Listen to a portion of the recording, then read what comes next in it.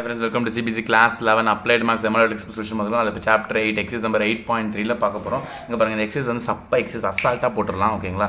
Find the odd man out. Okay, odd man அவுட்னு என்னது, ஒரு கூட்டத்தை யார் வந்து கருப்பு ஆடு அப்படின்னு கண்டுபிடிக்குது. இப்போ ஃபார் எக்ஸாம்பிள் இங்கே என்ன கொடுக்குறோம், விஜய், இளைய தளபதி விஜய் ஓகேங்களா, தளபதி விஜய்.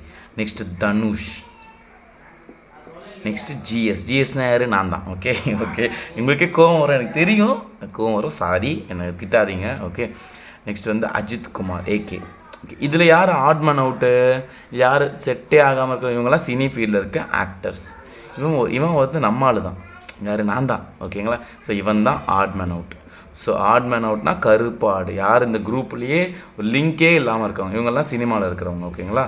ரைட், ஸோ சினிமாவில் இருக்கிறவங்க இவங்க மட்டும், இவன் ஒருத்த மட்டும் ஜிஎஸ் தான், நான் தான். Okay, so odd man out இந்த மாதிரி நம்ம கண்டுபிடிக்கணும். ஓகேவா, கொஷின் கான்செப்ட் புரிஞ்சிச்சா, ஒவ்வொரு சமமாக போடுவோமா.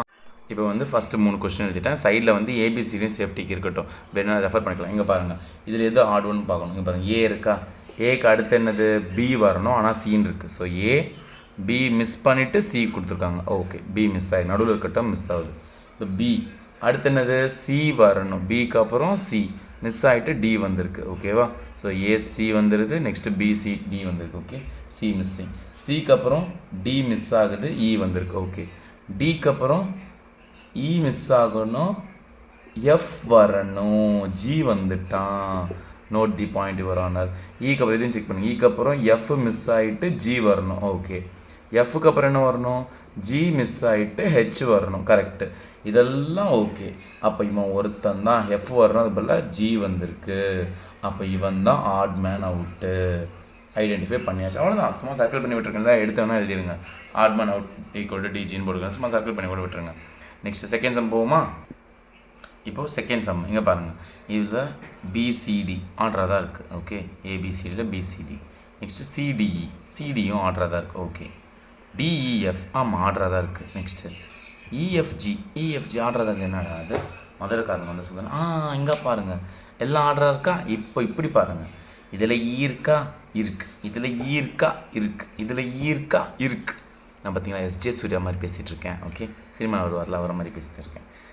இ இருக்கா, இங்கே என்ன இ இல்லை. ஸோ அதனால் இவன் தான் ஆட் மேன் அவுட். எப்படி அசால்ட்டாக முடிஞ்சா. Next submission.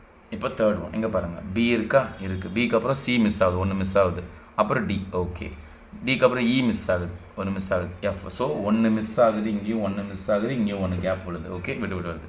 ஜிக்கு அப்புறம் என்ன வரும், ஆல்ஃபபெட்டில் ஜி, ஹெச் மிஸ் ஆகுது, ஐ, ஜே மிஸ் ஆகுது, கே. ஓகே, இதுவும் பக்கா.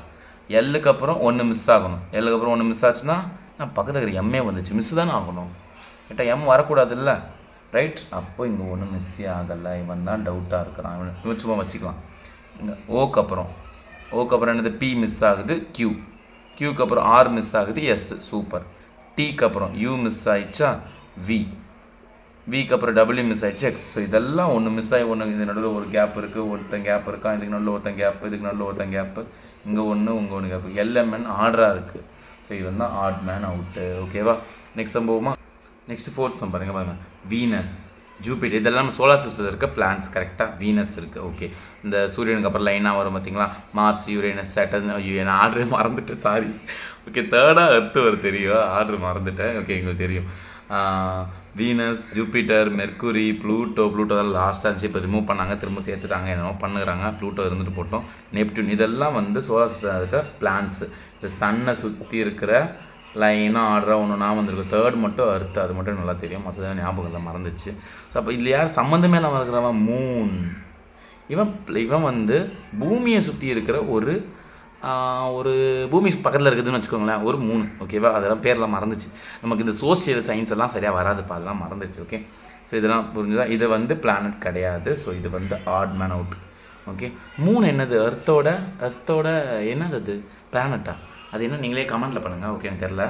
ஸோ இதில் வந்து ஆட் மேன் இவன் தான். இப்போ இங்கே பாருங்கள், டாக், பிட்ச். இது வந்து டாக்னா நாய், இது வந்து பொம்பளை நாய். ஓகேவா, ஒரு பாய் ஒரு கேர்ளில் சொல்கிறாங்க. காக்குன்னா கோழின்னு நினைக்கிறேன்.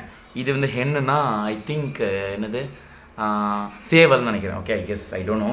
ஓகே, கவுனானது, கவுனா பசுமாடு. ஆஹா நைஸ்.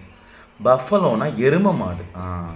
இது ஆம்பளை பொம்பளை கிடையாது. பசுமாடுனா பொம்பளை மாடு, அப்புறம் ஆம்பளை மாடு என்ன வரணும், ஆக்ஸ் தானே வரணும். கரெக்டாக, எனக்கு இங்கிலீஷ் தான் தெரியும். ஓகே, பஃபலோனா எரும மாடு, லயன்னா சிங்கம், இதெல்லாம் தெரியும். லயனஸ்னால் பெண் சிங்கம். கரெக்டாக, ஒரு ஆண் ஒரு பெண், ஆண் ஒரு பெண், ஆண் ஒரு பெண் வந்துட்டுருக்கு.